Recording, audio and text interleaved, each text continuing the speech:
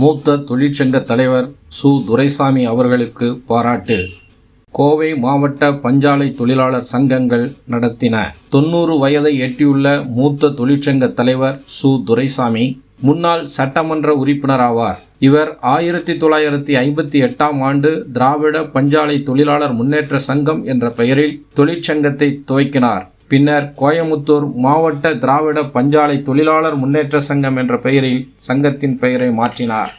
மறைந்த தலைவர்கள் அறிஞர் அண்ணா, கலைஞர் கருணாநிதி மற்றும் தற்போதும் வாழ்ந்து வரும் தலைவர் வைகோ உள்ளிட்டோருக்கு மிகவும் நெருக்கமாக இருந்தார். 65 ஆண்டுகள் தொடர்ந்து தொழிற்சங்க பணியாற்றியுள்ள சு. துரைசாமி அவர்களை பாராட்டும் வகையில் கோவை பஞ்சாலை தொழிலாளர் சங்கங்கள் அவருக்கு விழா எடுத்தது. இந்த விழா கோவை மணிஷ் மஹாலில் நடைபெற்றது. விழாவில் B.K. கிருஷ்ணராஜ் வானவராயர், மூத்த வழக்கறிஞர் நாக சுப்பிரமணியன், ஓய்வு பெற்ற தொழிலாளர் துறை கூடுதல் ஆணையர் மாரிமுத்து உள்ளிட்டோர் வாழ்த்துரை வழங்கினர்.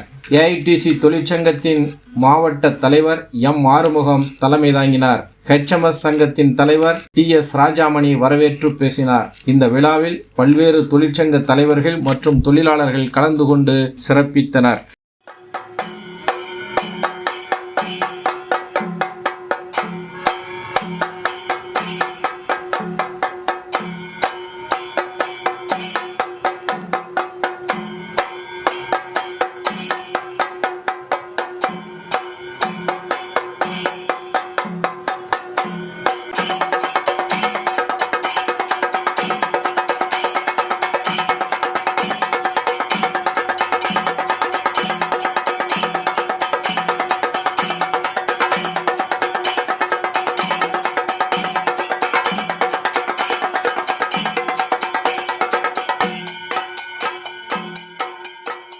ஒரு 60-65 ஆண்டுகள் ஒரு தொழிற்சங்கத்தின் தலைவராக இருப்பது என்பது சாதாரண காரியம்.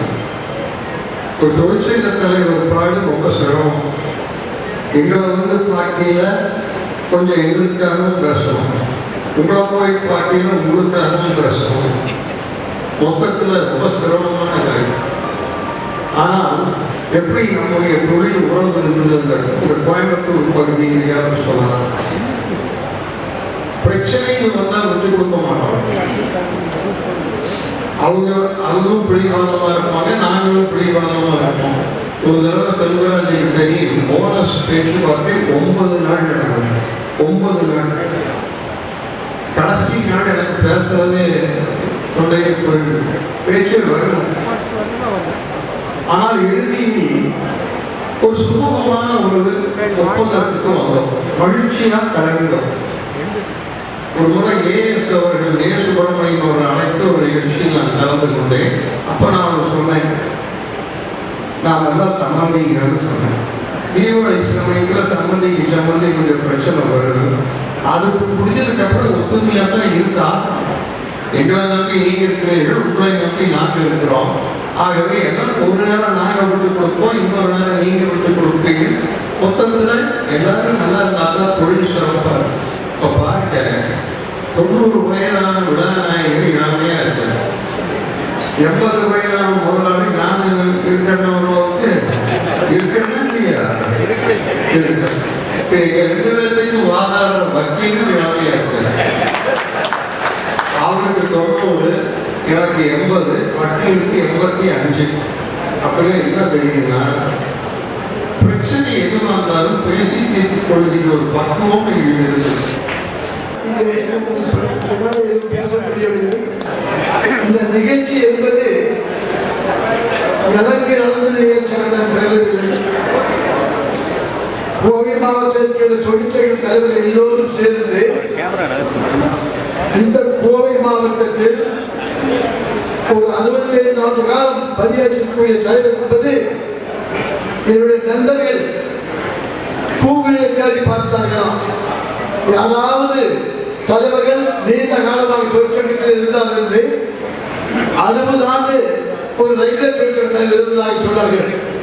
வேறு யாரும் 65 ஆண்டு காலம் இருந்ததில்லை.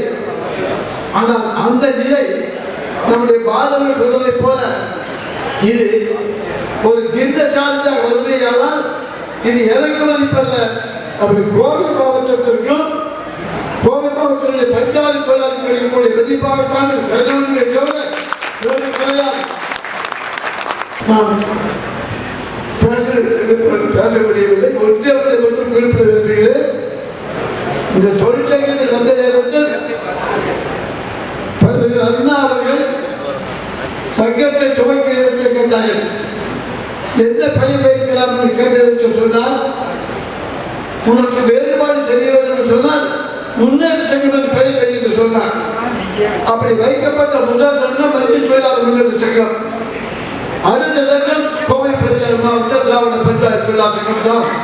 இதுதான் இன்றைக்கு வரலாற்றில் இருக்கக்கூடிய சங்கங்கள் என்பதை அதே போல அண்ணாவுடைய இன்னொரு குறிப்பிட்டால் 60ஆம் ஆண்டு முதல் ஊதியக்குழுவை அமல்படுத்துவதற்காக ஒரு போராட்டம் இருக்கிறது. அந்த போராட்டத்தில் எங்கள் சங்கம் அப்பொழுது மிக குறைய எண்ணிக்கை சங்கம் தான். எங்களை அன்றைக்கு ஒரு சகோதரர்கள் எங்களை எதிர்த்துக் கொள்வதற்கு விருப்பமில்லை. ஆனால் அப்பொழுது ஒரு சங்கம் அந்த போராட்டத்தில் பங்கெடுத்துக் கொள்கிறது. எதையும் பேரை குறிப்பிடவில்லை. அந்தாதி செலுத்தம் சொன்னால் தொழிலாளி போராட்டம் என்று வந்தால் அதை ஆதரிக்கிறது, அதை கண்டிப்பாக போக்குவரத்து சொன்னார். அதுதான் இன்றைக்கு வரையில் எந்த ஆதிரி எந்த போராட்டம் இருந்தாலும் சரி, சங்கத்துக்குள்ள போட்டி உண்டு. யாருக்கு அதிகம் யாருக்கு குறைவு போட்டி உண்டு. ஏனென்றால் 67க்கு முன்பு நீங்கள் பார்த்தால் இந்த சிங்காநல்லூரையும் நிலவதியையும் திருப்பூரையும் தொழிற்சங்க இழந்திருக்கிறார்கள். ஒருவருக்கு ஒரு வெற்றி கொண்டு கொலை செய்து. ஆனால் அதெல்லாம் பின்னாடி மறைந்து இன்றைக்கு ஒற்றுமை வந்திருக்கிறது சொன்னால், இப்பொழுது இருக்கக்கூடிய பண்பாடு நாகரிகம்னால் ஒரு நிலையை ஏற்படுத்தி இருக்கிறது. அதை போலத்தான் இன்றைக்கு வரை எங்களுடைய சங்கம் எந்த கட்டத்திலையும் எந்த இடத்திலையும் போராட்டம் என்றால் அதற்கு விரோதமாக போகாது. நான் சட்டமன்ற உறுப்பினராக இருந்து அப்பொழுது போலீஸ் கோரிக்கைக்காக போராட்டம் எமர்ஜென்சி நேரத்தில் நான் சட்டமன்ற உறுப்பினர் அந்த போராட்டத்தில் எங்கள் சங்கம் முன்னெடுத்துக் கொள்வது. அப்பொழுது ராஜாதார் தொழிலாளர் அமைச்சராக இருந்தால் எதிர்த்து கேட்டார், நீ போய் ஸ்ட்ரைக் செய்கிறாய். அப்பொழுது ஹோம்வேர்கா துணை அமைச்சராக இருந்தார், ஹோம் அமைச்சராக.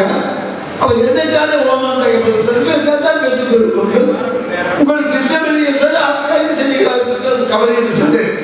அப்படிப்பட்டவர்களில் ஆளுங்கட்சியாக இருந்தாலும் எதிர்கட்சியாக இருந்தாலும் தொழிலாளி போராட்டத்திற்கு ஆதரவு தான் இந்த சங்கத்திற்கு உண்டு. அதுதான் இந்த சங்கம் இன்றைக்கு வளர்ந்திருக்கிறது. நம்முடைய வாழ்க்கைக்கு குறிப்பிட்டார்கள்.